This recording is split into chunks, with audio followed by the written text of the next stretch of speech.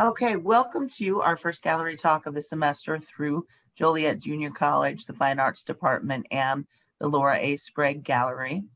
I'm Suzanne Gorgas, the gallery director, and today we have Yasemin Kackar-Demirel joining us. Yasemin is currently in New York, but she is from Turkey. Her work is on a virtual exhibition through the college and the gallery right now through September 17th. So if you haven't had a chance to check it out yet, please do. You can find a link to the exhibition as well as a little information on Yasemin through her artist statement and bio on the Fine Arts homepage. All right, we are going to get started with Yasemin's presentation. I'll ask you all to mute your microphones until she's finished, and then we'll have some time for questions at the end. If you're uncomfortable asking questions out loud at the end, I do understand. You can go ahead and just type them in the chat and I'll read them for you. So whichever way will work just fine. All right, Yasemin, I will turn the floor over to you. Thank you, Suzanne. I would like to thank Joliet Junior College, the Visual Arts Department, and Laura A. Sprague Gallery, and to you again, Suzanne Gorgas, for welcoming me and inviting me for this talk today. This group of works here in the virtual exhibit is a selection from my ongoing thread painting series. I would like to start the talk by giving you a little bit of history of the prior works that has helped to generate this series and where my interest for stains came about. And should you have any questions, I'd be happy to answer them at the end of the presentation.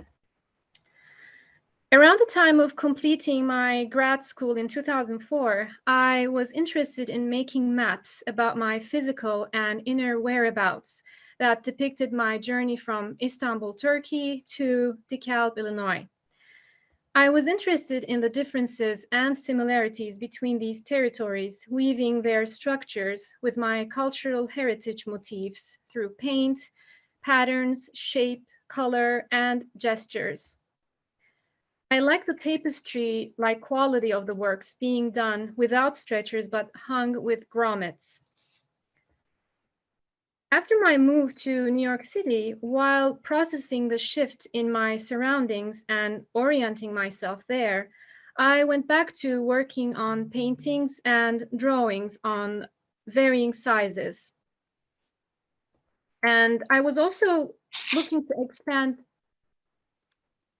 Sorry, I thought I heard someone. And also I was looking to expand my vocabulary of materials that I was using. At that time, I also felt a need of an exercise for my hands to keep them busy at the end of the day after I was done working in the studio. So I picked up knitting. I was knitting very arbitrarily without following a pattern or formula, and was allowing myself to make mistakes and keep up with this automatic action. I would let the holes stay as they are and would switch color and type of yarn with whatever I could get my hands on. That led me into making 3 versions of the site-specific wall installation titled Unnatural Habitat during the years 2007 and 2009. This was done by drawing structures directly on the wall and placing the knitted pieces around. The knitted pieces represented alternate territories, continents, and lands of unknown. They were also organic shapes, color fields, and parts of a whole that were unbounded and scattered in timeless void. The drawn imagery on wall space depicted a web of structures, patterns, and forms. The images referenced places that were both familiar to me and some from my imagination. It was an ephemeral make-believe map existing temporarily on the wall space.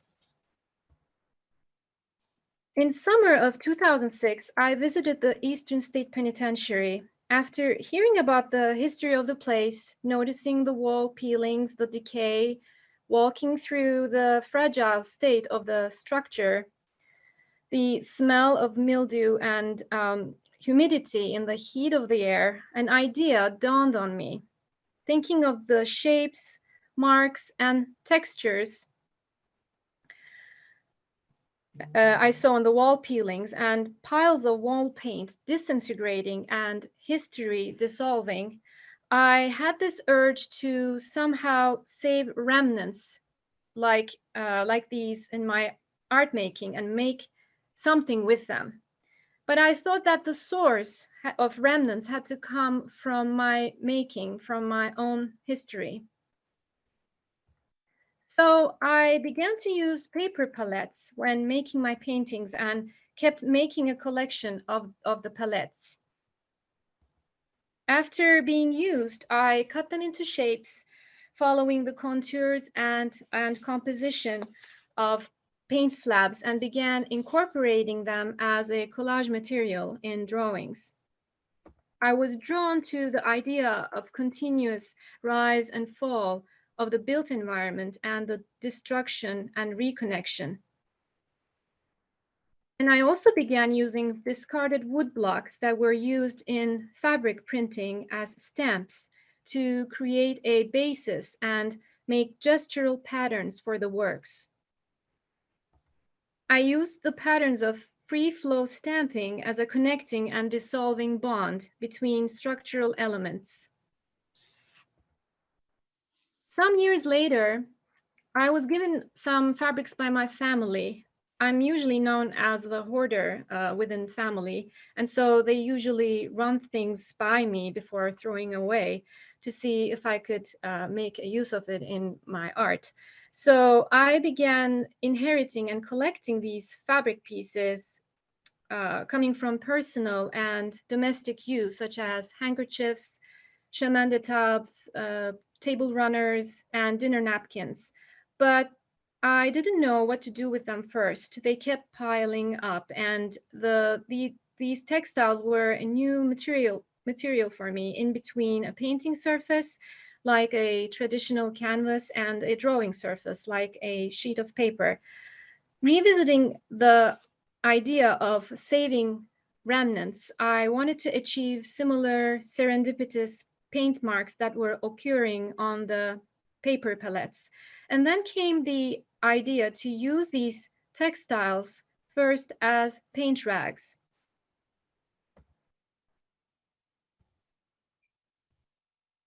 I value these dabs of paint, hand marks, and brush smears time. The stains are sporadic, serendipitous marks, and yet they are a part of a lived experience. They are remnants of a painting process, of a creative act. And for me, they contain the history of the moments, memory of thoughts, and feelings of the time it was created in.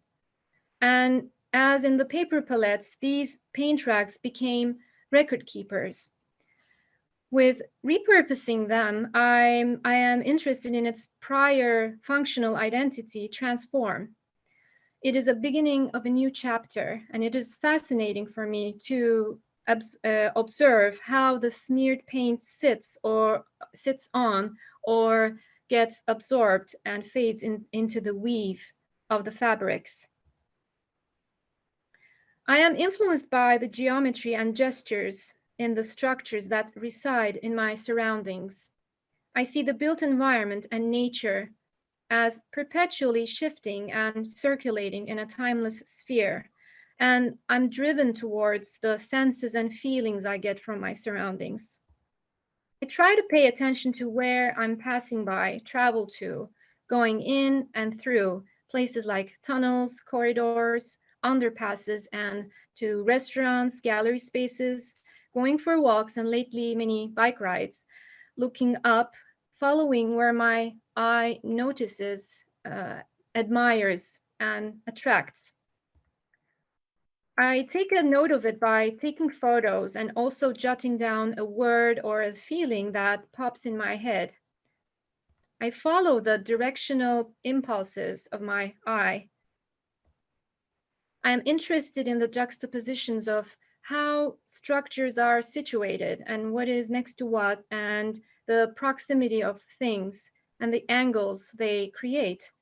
I can be inspired as a passerby or like a tourist having a brief encounter to a spot, or as a local meeting a place regularly. Memory fades away, morphs over time, and becomes obscure. Photographs act as guides and sources for me to channel back. And since I do not intend to relive the past, nor if I wanted to, I reference them freely as tools in the making. I read this quote by the author and therapist Daphne Rose Kingma online. She says, "Holding on is believing that there's only a past. Letting go is knowing that there is a future." She might have said this in the context of human relationships, but I find this premise fitting in the way that I view the course of living and in the course of making art. I am becoming aware of endless potentials in the now that keeps echoing into the future. When a paint rag is soiled and ready to begin its next phase, I go through my pile of photographs and randomly pull out images that speak to me at that point. I usually print them on transparencies and lay them over on an LED tracer under the textile and see how it would fit the composition. So I keep rotating the image underneath the fabric as I trace with a pencil. Making loose tracings brings a new set of foundations and it pushes the work to transform. With the act of tracing, I go over the past, focusing on the act of drawing with the eye and the mind of the present. A once familiar element, gesture, place, or environment transforms into new. I explore this transitory state. And this journey is full of abundance. I have the freedom and control to manipulate, repeat, diversify, skew and slip the perspectives, roaming independently through the corridors of time and space. When I was learning to practice yoga, I kept hearing my instructors say, "Create space." I would repeat this like a mantra in my head.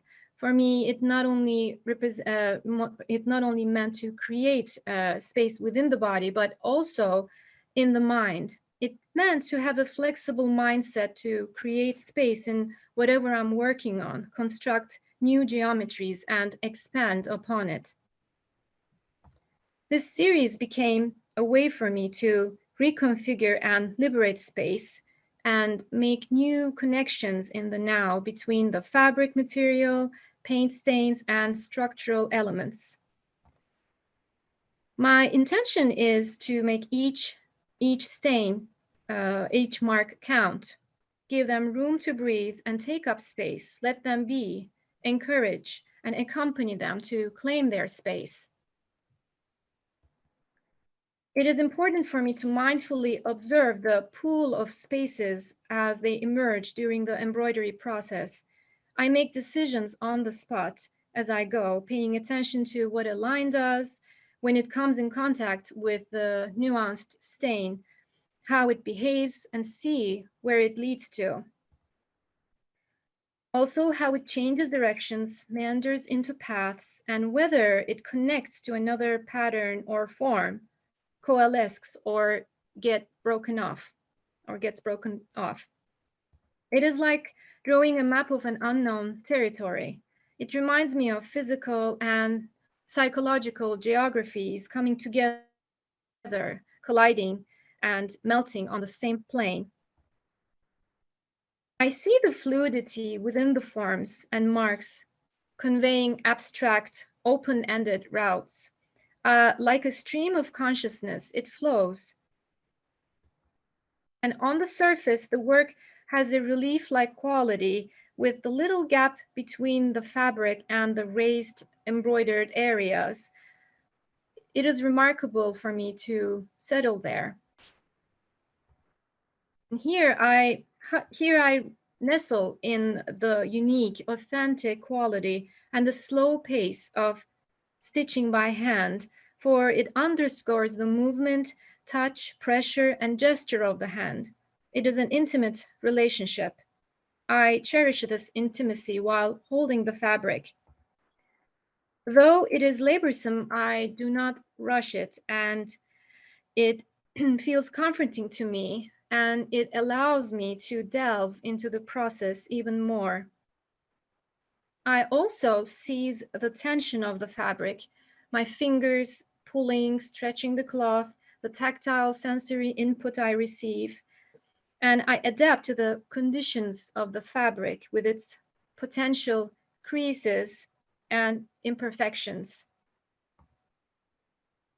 As in this piece done on a handkerchief, it is stitched on a very thinly woven cotton. The nature of the stitched lines can be erratic, and it can be squiggly or straight, hesitant or assertive.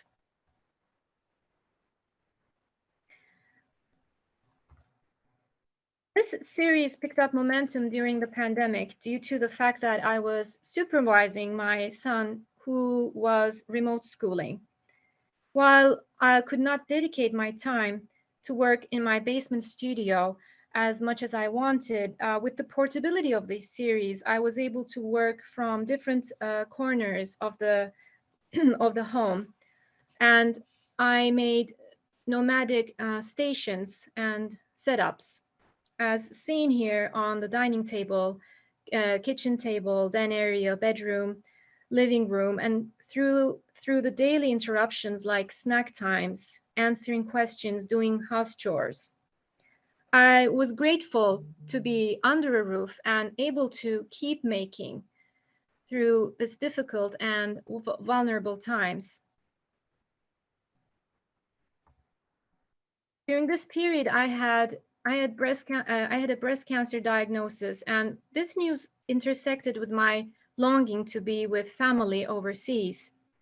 Every morning through winter into spring, I kept staring at this narrow stream in the distance as I looked out the window from our home. I was reading the book Into the River by Olivia Lang at the time, and this quote spoke to me then. She says, quote, "There is mystery about rivers that draws us to them, for they rise from hidden places and travel by routes that are not always tomorrow, where they might be today." She points out to the continuous change of the river and the unpredictability of the course of life with its flow leading to unknown paths. This quote also channels the wisdom of the Greek philosopher Heraclitus, where he states, "We cannot step into the same river twice." In this series, I surrender to the paths and shifts of the unknown as the eye, the mind, and my heart, the heart, travels and wanders. The work has been and continues to be consoling and therapeutic for me. Some of the pieces in this series have also traveled with me on vacations. And recently, this work titled Into the Summer accompanied me for a visit to the Berkshires.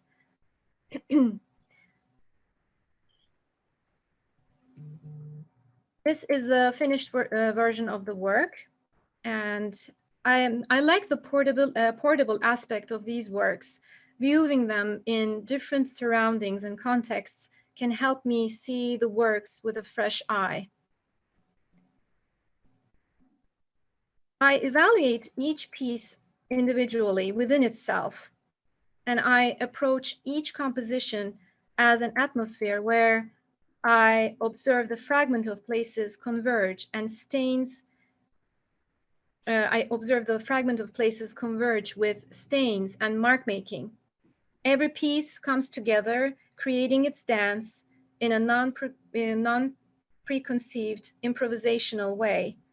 I rely on the work to release by itself and find its own truth and rhythm. This past spring, I was taking a walk in the rain after the rain, and I noticed a spread of flower petals fallen to the ground. That was a delicately beautiful scene. Later, when I got back to working on this piece, there was an area that did not look resolved to me. And so I made these dots on the right side of the work you can see, reminiscent of the fallen petals, and then it became complete. In my process, embroidery mimics paint stains. It acts like paint and also acts as drawing, line work akin to hatching lines, as contour lines bordering the stains. The thread colors I use while embroidery can be reviving, contradicting, or be in tune with the prior residual hues. While working on this piece, as time went by, the view out through my window gradually became all green, and it felt as though I was looking at a green screen. This propelled me to enhance the vibrancy of the colors that was already on the surface. And so I applied green paint pens on these areas. I'm thinking of ways to expand on the materials and visual vocabulary that I use in this series. And this is the recent work that is also included in the show. Here, instead of embroidery or tracing, I reacted to the surface by using dyes and paint to build up over the initial paint marks. And then I used a cyanoprint print of an image of a structure as a collage material. I had made these cyanoprint prints on fabric out of the transparency prints which I also use as in tracing. For this work, I cut them out into shapes and stitched them onto the fabric. It is intriguing for me to see the contrast between the negative and the positive space and the printed fabric going out of the margins. The cutouts give me the feeling of fragmented memories submerged underwater, acting like a passage into another realm.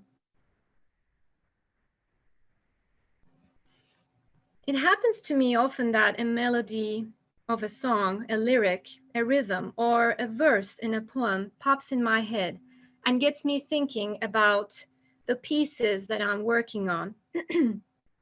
At times, I put a song on repeat in studio, and I listen to the song on a loop. I like the intervals, the quiet release moments that come both at the beginning and at the end of a song.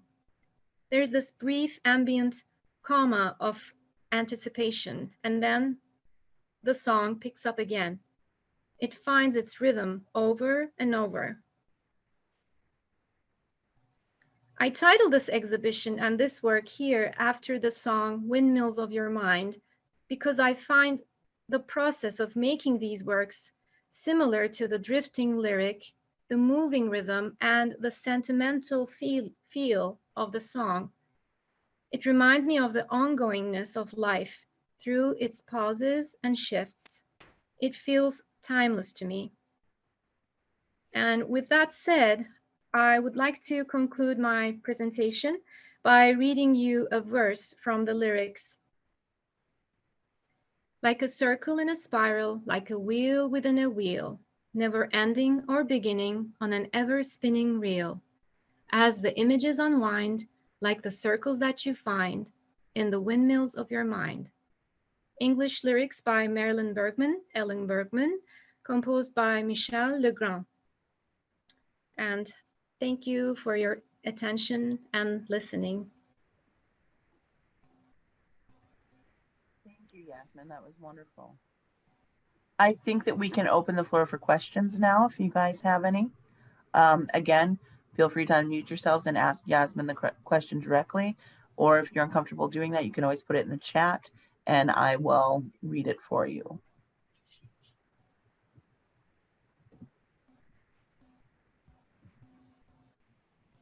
you for being here. I'm sorry. I don't know what questions I can tell. But I'm glad to be here. Thank you. Thank you for attending. Thank you.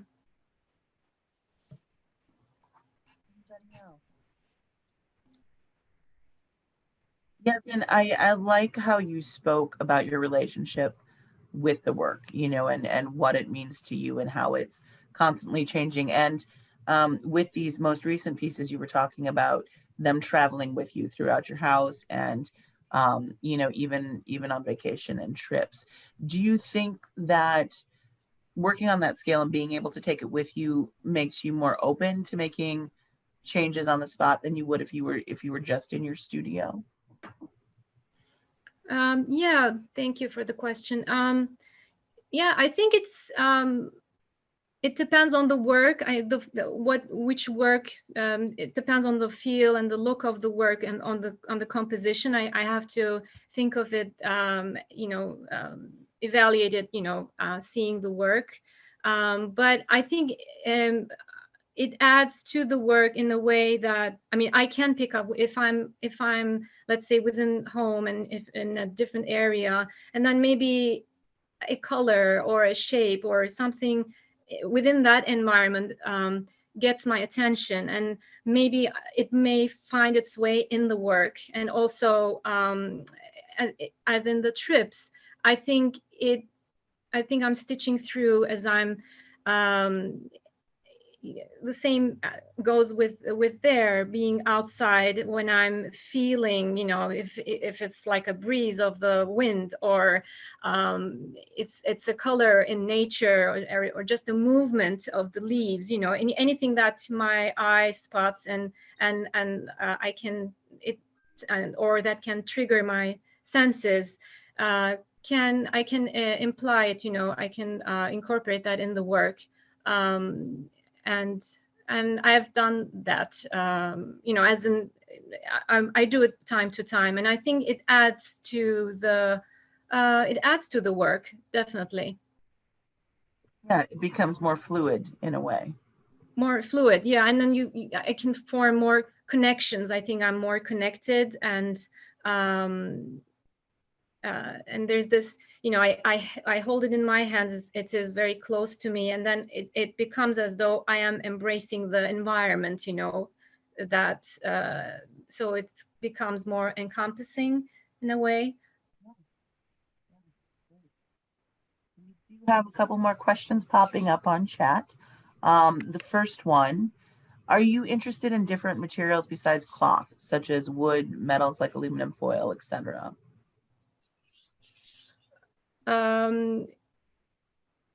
With this series, it is always has been on fabric, because that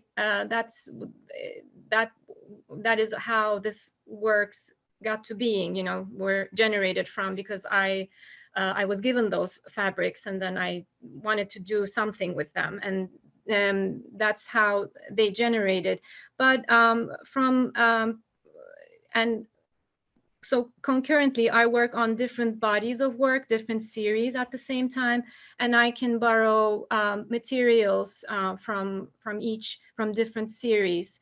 And I have done, I use block prints. I make block prints. I haven't used the materials in aluminum or metal in that way, but I've been using more of the process in, you know, printmaking, or stamping, or marbling, those different kinds of processes to as basis for my other series that I'm working on.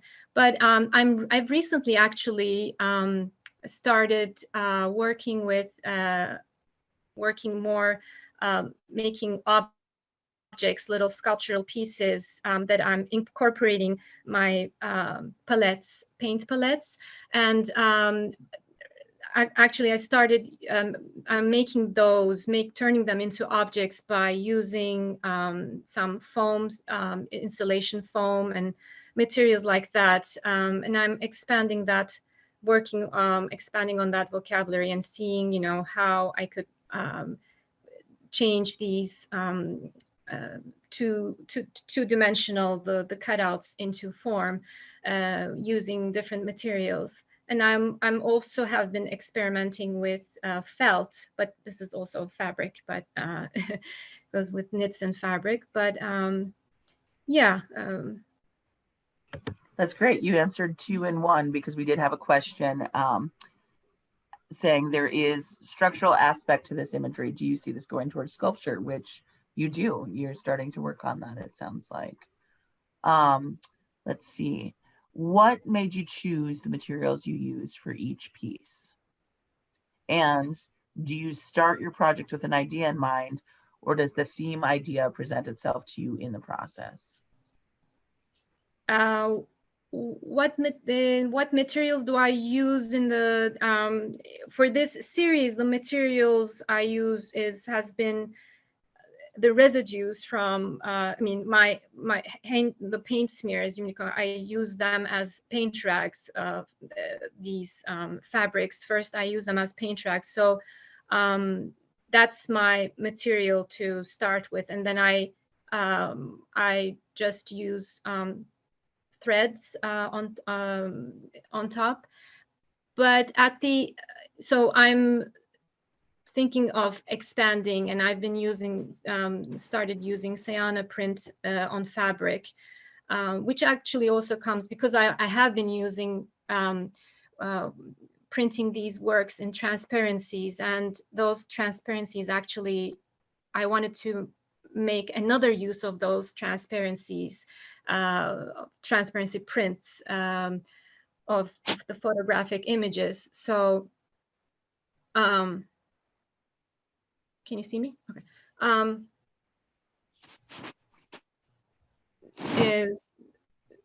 Sorry, I got so yeah, those I forgot the question now. Sorry. No, I think you answered it. It was just talking about why you choose the materials for each piece, and if you start with an idea in mind, or does it kind of present itself as you each go? Piece with this series, I've been quite consistent. I mean, I've been working through fabric and thread and paint. So within this within the structure of this series, I'm more drawn to using this this kind of materials. And the next question was, so you had another, you had that we have covered those, because we talked a little bit about the sculpture too. You also talked a lot about your influences just in your daily life, which I think is wonderful. Are there specific artists that you look to, or who have influenced you in the past, maybe even when you were just starting to work like this? I think for color and composition throughout from artistry, I've been very interested. I've looked at Pierre Bonnard and Matisse, and also this is the way that how they use color, and also Matisse for his how he dissects the surface of the paint of paintings, and shape making, and more. And also throughout artistry, Farhel Nisa Zaid has been an influence of mine, because of her abstract pieces in 1950s that were little shapes, abstraction of these shapes going into eternity, going into space, and those were. I also love the way that her life takes place in many places,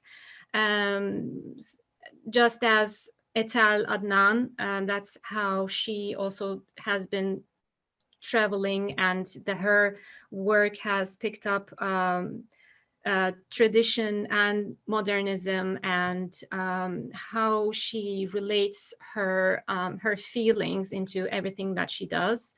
and the tapestries, from the tapestries that she designs to the paintings and the poems she writes. And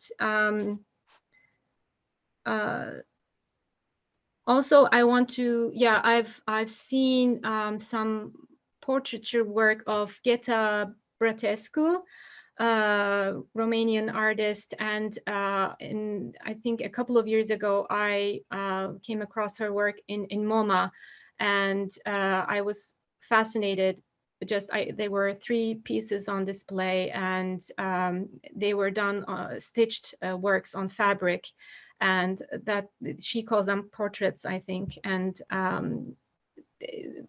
I think I'm very drawn to artists who, you know, who can reveal their feelings, you know, in their work, with their work, or how I'm amazed by, you know, when I see it, I have to feel this sensation. And that's I've been really amazed by her work. And also Joan Mitchell, that every time, you know, her brush marks, her emotional brush marks, you know, of the landscapes, and it's the fluidity and just the mark making. And Helen Frankenthaler for the stain work, her stains, but the abstraction. I mean, there are many artists. It's like a deep well that goes through. I mean, I look at many artists, and David Hockney, that how again color and planes drive a force in his paintings, and how they are structured with the paint and the color. And also Brenda Goodman is a contemporary artist that, you know, is a living contemporary artist, also as David Hockney, and she's I've seen her work in an exhibition a couple of years ago, and I really love the way the tension of space she creates with her color, usage of color, and surface usage of she uses the tension in the surface of the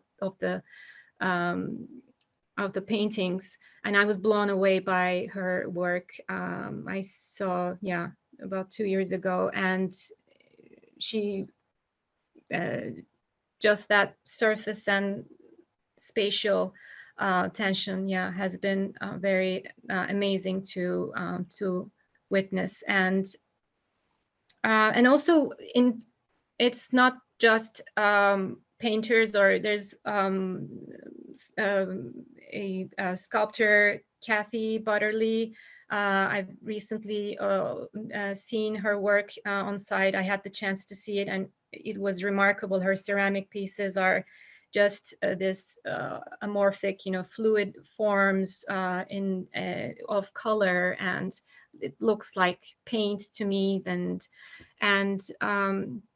yeah, many artists that even in installation, Sarah Z's work, I've admired. I've admired that how she takes up space and how she arranges everything, the compositioning, and within the space, and how she thinks like this, how she thinks like painting, you know, she thinks of it like a painting, and the arrangements she creates, the rooms she creates. So yeah, those are the artists that I think. That's good. That's a great list. And I think that's important, especially for some of our students who are just starting out, to build their own lists of artists that something speaks to them from that work. You know, not to copy from, of course, but to investigate how an artist is doing something or how they're communicating through their work. I think that's such a huge part of our education as artists. It is. Yeah, just yeah, how you come to see your own truth, or what you want to do, or how you are, what you do. I mean, it's not a, it's a process that it accumulates over time. It's not, it's, you know, it's like we look at art history, and because there's a history there, and it's just, it doesn't happen in one day, of course, and it keeps building up on the, you know, and then you see this artist, and then, oh, she got influenced by this artist, or it's keeps it's like a locomotive of, you know, ideas, and this, you circle back and then forward, but in time, as you try out, and as you keep experimenting, and you find yourself, and you try to find yourself, keep making, and by keep making it, I think it you find yourself. There was a it's like this source that it's in you.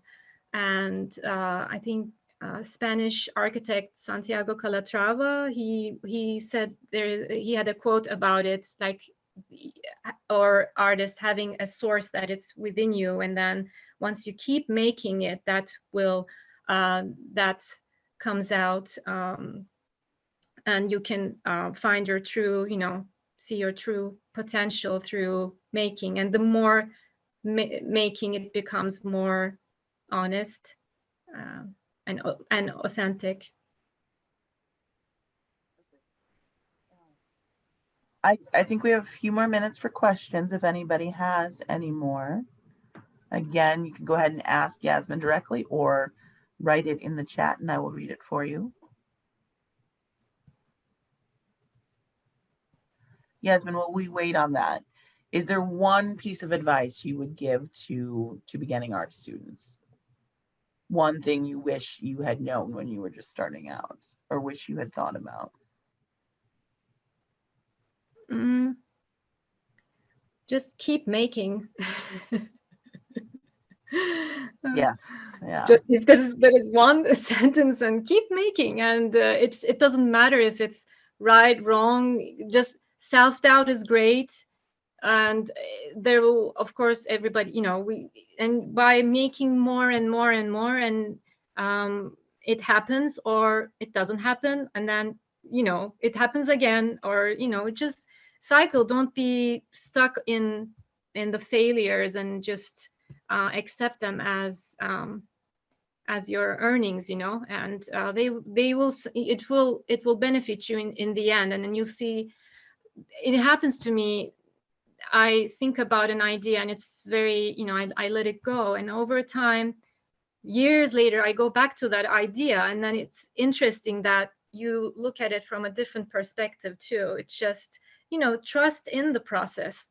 I think that's all we need to be, you know, and just keep doing focusing it. about. Just keep making. Yeah.